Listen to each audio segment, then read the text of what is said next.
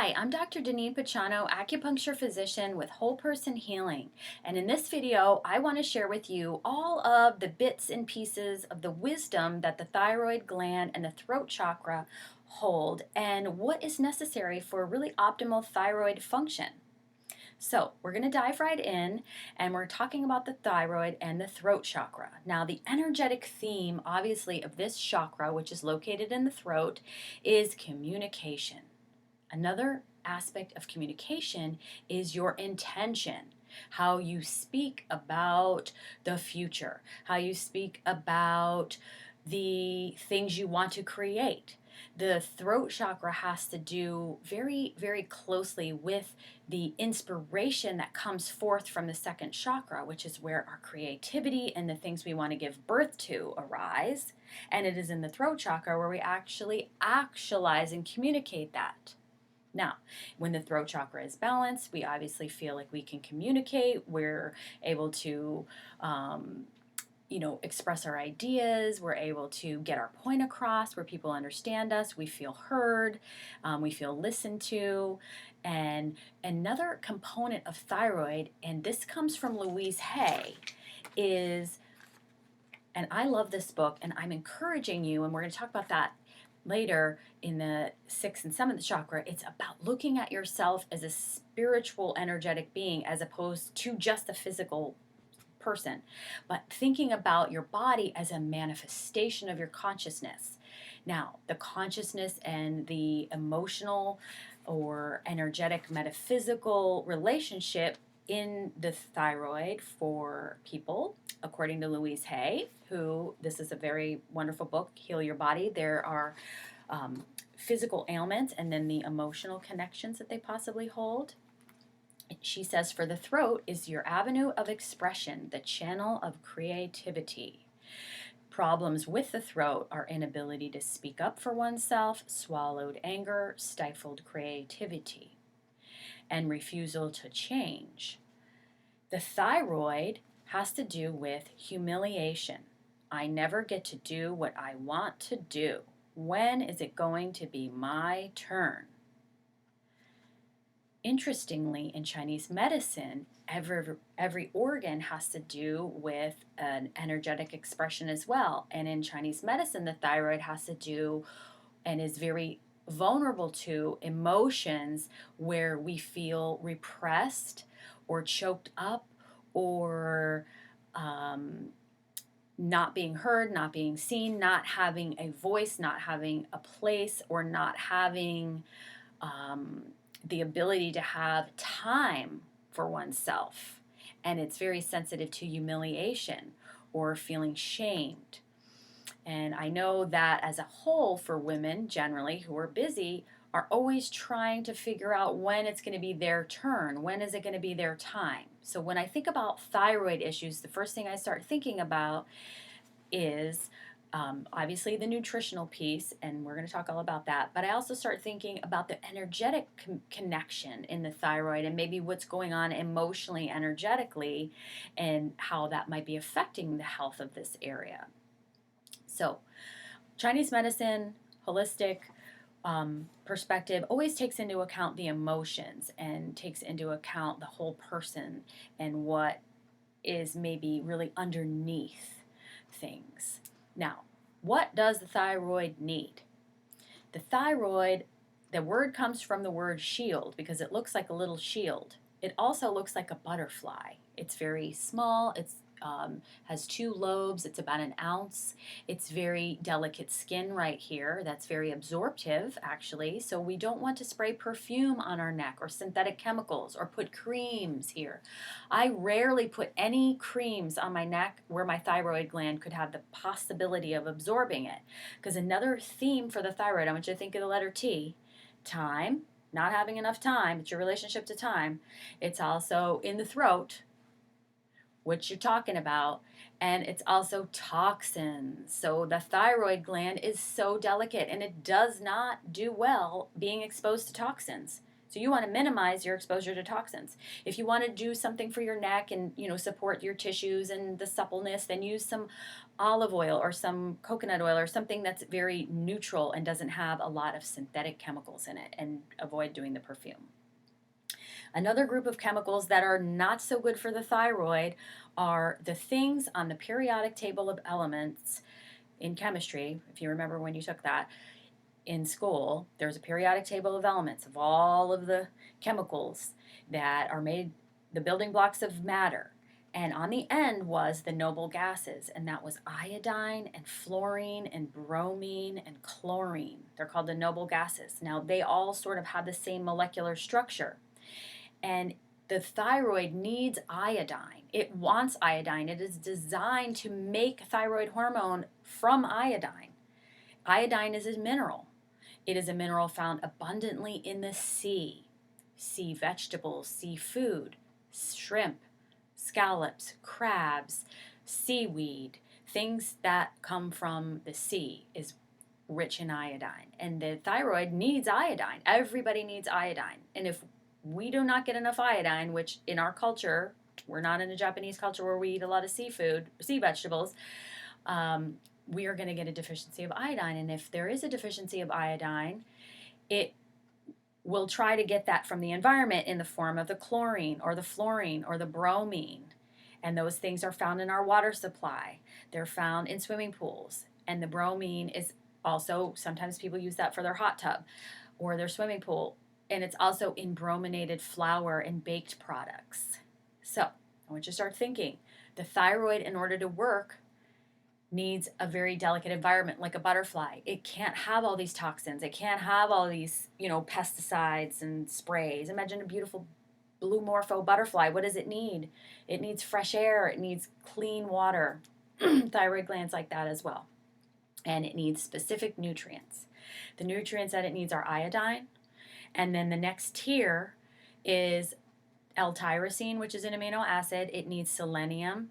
It needs chromium and zinc, and it needs some other trace elements. Now, I want to tell you about some symptoms of an iodine deficiency. Iodine, we know about it. It also is used to clean wounds. It's an antiseptic. A symptom of iodine deficiency in the body is sepsis, bacterial infection. It's also cysts, ovarian cysts, breast cysts, fibrocystic breast, acne cysts, any type of cyst. We want to start thinking about iodine deficiency. Iodine is so necessary for women. It is one of the most important nutrients for women. It protects the breast tissue from radiation. It protects the breast tissue from toxins. It protects the ovaries as well. There's a lot of research on iodine. I've done some studies on, not studies, but I've read a lot of studies on iodine, and it is so vital and is so protective. It's actually given in the event of exposure to radiation from nuclear fallout to protect the thyroid gland. So we need iodine. Now, the thyroid gland also closely relates to the adrenals. Any kind of thyroid issue has a component of adrenals. Has a component. It has to be addressed. Now, the symptoms of dryness, low thyroid, let me tell you about the symptoms of a low thyroid function, meaning that the thyroid function is low, is going to be dryness, constipation, depression, sluggish metabolism or digestion. It takes a long time for the digestion to move through the body. Also, hair loss, especially around the hairline here and on the eyebrows, and then also dry skin and hands and some swelling in the body, and also feeling really tired, especially in the morning. Now, the liver does a job of monitoring the hormones, and it is in the middle of the night between 1 and 3 in the morning that the liver then tells the body, somehow perfectly, how much thyroid stimulating hormone is needed to either up regulate or down regulate the thyroid production. So again, sleep is so core to thyroid health, because it's at that time that there's an accurate assessment of whether the TSH needs to go up or down. Now, symptoms of extra thyroid function or too high thyroid function are obviously the other end of the spectrum, called hyperthyroidism as opposed to hypothyroidism. And the hyperthyroidism symptoms would be irregular heart rate, racing heart rate, insomnia, feeling hot, sweating very easily, feeling irritable, or racing thoughts, mania, those type of things, as opposed to the hypothyroidism. In general, what you might notice is those symptoms feel like and look like either too much or too little fire. And that's what we're talking about when we talk about the thyroid. It's about the fire. In Chinese medicine, it is the fire element. The thyroid is closely related to the heart protector, the emotional heart, and the small intestine. Those are the four components of the fire element in Chinese medicine: the thyroid, the heart and the heart protector, and the small intestine. And that balance of the fire in the three burners, the digestion, the respiration, and in the metabolic processes that go on in the hypothalamus, those are all about those three fires that we have. And the thyroid gland plays a huge role in regulating that if it's in a balance. And it relates to, again, the adrenals, meaning, are you in fight or flight? Are you in rest and digest? When you're in rest and digest and you're in a good rhythm with your adrenals, the thyroid is going to be more balanced. Now, something else that completely relates to the thyroid, and as I spoke about in the adrenals, the first thing in the morning, what you do is very important. Another thing that's super important first thing in the morning when you wake up is to stoke your metabolic fire by having enough food to support your basal metabolic requirements. Now, basal metabolic requirements are the amount of food and calories, fat, protein, carbohydrates that you need every day just to support your basic life functions in your body. Meaning, as I've been sitting here talking and thinking, I'm consuming sugar in my brain, my heart's beating, I'm still growing hair, I'm somewhere on my menstrual cycle, and my brain is doing what it needs to do. I'm building a uterine lining. There's a lot going on behind the scenes, even though I'm sitting on this chair. That is the metabolism behind you. You have a metabolism that's working and needs nutrients, whether you're doing a marathon or whether you exercise today. It's your basal metabolic requirements.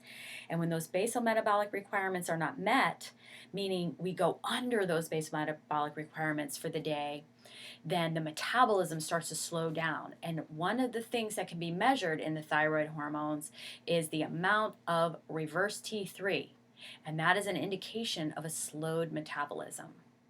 Now, statistically, I read that having a calorie restricted diet of under 1,000 calories for more than 21 days can cause an impairment in the metabolism for up to 5 or 6 years. So if the metabolism, dieting, maybe people have dieted over time and now they try to do the same diet, the keto diet or the Atkins diet, or they try to do intermittent fasting and it doesn't work. It's because the metabolism is so confused. So we have to get back to basics. We have to give our basic metabolism requirements what they need every day. And there's a great diet that my friend told me about, and it is really great. It is called the Fast Metabolism Diet. It's by a nutritionist, and you can read about it. She has a book, and it's a method of stoking your metabolic fire again by feeding your body the nutrients that it needs to get your metabolism back up. So I encourage you to look into that if you are trying to lose weight, you're trying to heal your hormones, your thyroid, and you're trying to stoke your metabolic fire. That is definitely a very sound nutritional program. And you can always modify it as needed. Now, one little last piece is that I just wanted to sum it up and let you know that, your thyroid has a profound relationship to also your pituitary and your hypothalamus, which we're going to talk about next week.